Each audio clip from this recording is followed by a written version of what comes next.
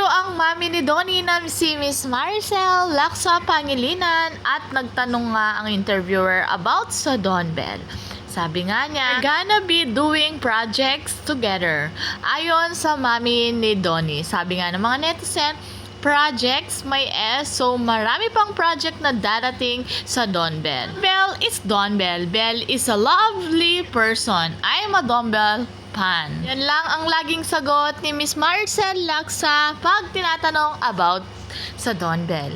At sabi nga ng interviewer ay, "Humihingi ba ng advice ang dalawa sa'yo?" At agad niyang sagot ay, "Hindi po." Yun naman ang Don Bell ay talino, kaya sigurong hindi na humihingi ng advice sa parents ni Donnie. At eto nga napansin ng mga netizen, projects. So marami-rami ito.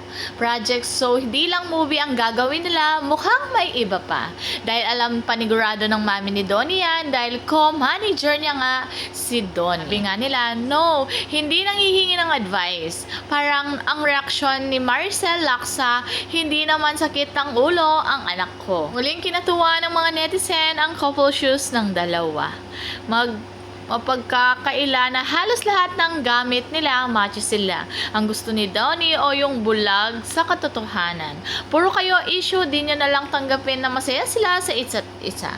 Tawa lang ako sa inyo, basta ako kilig na kilig sa kanila.